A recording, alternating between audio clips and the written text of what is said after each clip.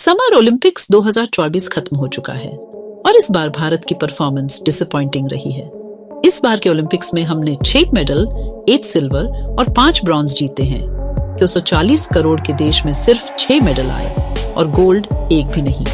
इस बार के ओलंपिक्स में हम पाकिस्तान से पीछे हो गए हैं और कहने को तो हम चाइना को टक्कर देने की बात करते हैं, जबकि इस बार चाइना ओलंपिक्स में नंबर 1 पर है। उसने अमेरिका को हरा दिया है। अब यहाँ पे कुछ लोग बोलेंगे कि अगर तुम्हें इतनी ही प्रॉब्लम है तो तुम मेडल ले आओ। तो देखो, स्पोर्ट्स की फील्ड मैंने चूज नहीं किया है, जिसने सिलेक्ट किया है उनका काम है मेडल लाना।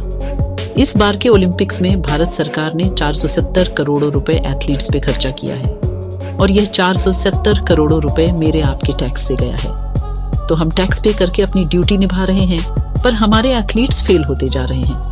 ऐसा सबका मानना है कि इस बार प्रेशर के चलते 7 इंडियन प्लेयर्स ब्रॉन्ज मेडल से चुके हैं। जी हाँ, भी प्रेशर, जिसकी वजह से हमने पिछले साल ही क्रिकेट वर्ल्ड कप और हाल ही में हुए श्रीलंका टूर पर बुरी हाल मिली है। अगर आपने इस बार का ओलंपिक्स देखा होगा तो आपको मेरी बात समझ में आ रही होगी कि इंडियन प्लेयर्स बेफिजुअल का प्रेशर ले रहे थे और मेडल हार रहे थे। जब भी हम भारत में स्पोर्ट्स की बात करते हैं तो सबसे पहले हमारे दिमाग में क्रिकेट की टीम सामने आती है।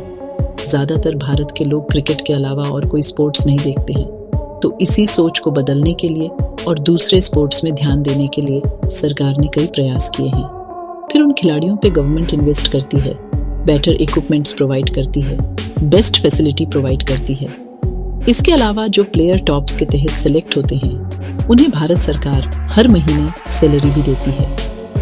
टॉप्स के अलावा भारत में स्पोर्ट्स कल्चर को और बढ़ाने के लिए भारत सरकार ने खेलो इंडिया प्रोग्राम 2018 में लॉन्च किया था, जिसका मकसद वेरियस स्पोर्ट को ग्राउंड लेवल से इम्प्रूव करना है और न्यू टैलेंट को आइडेंटिफाई करना है। इन कंपटीशन में जो टॉप 1000 प्लेयर होते हैं उनको हर साल सिलेक्ट किया जाता है। पर फिर मोदी गवर्नमेंट ने स्पोर्ट्स बजट को तेजी से इंक्रीज किया और 2024 में भारत का sports budget all time high 34442 crore रुपए हो गया है। आप देख सकते कि पिछले कुछ सालों में भारत का स्पोर्ट्स बजट कितना तेजी से बढ़ा है। इसके अलावा भारत सरकार हर साल खेलो इंडिया का बजट भी इंक्रीज कर रही है। 2024 में खेलो इंडिया का बजट 900 करोड़ रुपए है। इसके अलावा इस बार के ओलंपिक्स में भारत सरकार ने रिकॉर्ड 470 करोड़ रुपए खर्च किया है। सबसे ज्यादा 96 करोड़ एथलेटिक्स में खर्च किया है। नीरज चोपड़ा के गोल्ड जीतने के बाद एथलेटिक्स का बजट 1600% बढ़ा है। इसके अलावा बैडमिंटन पे 72 करोड़, बॉक्सिंग एंड शूटिंग पे 60 करोड़, हॉकी पे 41 करोड़, आर्चरी पे 39 करोड़, रेसलिंग पे 37 करोड़, वेट लिफ्टिंग पे 26 करोड़ खर्च किया है। इसी तरह 4 करोड़ टेनिस, गोल्फ और बाकी स्पोर्ट्स पे खर्च किया है। अब एथलेटिक्स पे कितना खर्च किया है भारत सरकार ने, ये भी बता देता हूँ। नीरज चोपड़ा पे 5.12 करोड़ रुपए खर्च किया है। सात्विक साहराज और चिराग शेट्टी पे 5.62 करोड़ रुपए खर्च किया है और ये दोनों इस बार मेडल नहीं ला पाए हैं। पीवी सिंधु पे 3 करोड़ रुपए खर्च किया गया है, ये भी मेडल नहीं ला पाए हैं। मीराबाई चानू पे 3.75 करोड़ रुपए खर्च किया गया है और ये भी मेडल नहीं ला पाए हैं। मनु भाकर पे 1.68 करोड़ रुपए खर्च किया गया है और ये 2 ब्रॉन्ज लेकर आई है। मणिका बत्रा पे 1.3 करोड़ रुपए खर्च किया गया है, ये भी मेडल नहीं ला पाई है।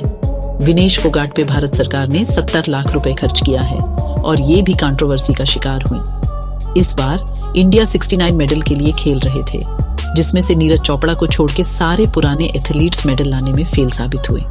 इस बार नीरज चोपड़ा, मनु भाकर 2 मेडल, अविनाश एक ब्रॉन्ज मेडल शूटिंग में लेकर आए, अमन शिरावत रेसलिंग में ब्रॉन्ज लेकर आए, इंडियन हॉकी टीम एक ब्रॉन्ज लेकर आए।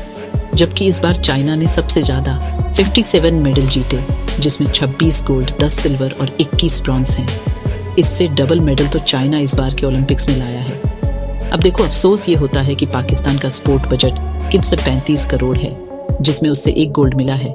वही भारत का बजट 400 करोड़ रुपए है और उससे 1 गोल्ड भी नहीं मिल पाया है। अब यहाँ उनका स्पोर्ट का बजट भी भारत के आसपास नहीं है। ओलंपिक में 18वीं रैंक पर यूक्रेन है, जिसने 3 गोल्ड जीता है। 2 साल से रशिया यूक्रेन पर अटैक कर रहा है। यूक्रेन बर्बाद हो चुका है, फिर भी 3 गोल्ड जीता है। इसके अलावा ईरान, अज़रबैजान और सऊदी जैसे देशों ने गोल्ड मेडल जीते हैं। अब देखो, ये है रियल प्रॉब्लम। यही नहीं, हमने अभी तक खेल और खिलाड़ियों पर बहुत ध्यान नहीं दिया है। ग्लोबल लेवल पर इंडिया की इमेज सुधर रही है, पावरफुल हो रही है। फिर भी उसके बाद इस तरह का रिजल्ट देखकर डिसपॉइंटिंग महसूस होता है और समझ में नहीं आ रहा है कि कमी कहाँ रह गई है। इसके अलावा भारत को इतना पैसा खर्च करने के बाद भी ये रिजल्ट मिला है। भलाई वो इस बार सिल्वर मेडल लेकर आए, पर उन्होंने कई बार भारत को वर्ल्ड लेवल पे गोल्ड जिताया है। उनके अलावा मुझे और कोई एथलीट इस समय नजर नहीं आ रहा है और यही चिंता का विषय है। इस बार मुझे लग रहा था कि 100 से ज्यादा एथलीट्स मैदान में उतरे हैं तो हम कम से कम 2 से 3 गोल्ड तो लेकर आएंगे, पर सारी उम्मीदों पर पानी फिर गया। X badminton player Prakash Padukone ने कहा कि इस बार के ओलंपिक्स में इंडियन प्लेयर्स उतना दम नहीं लगा रहे थे और बहुत ज्यादा नर्वस हो गए थे।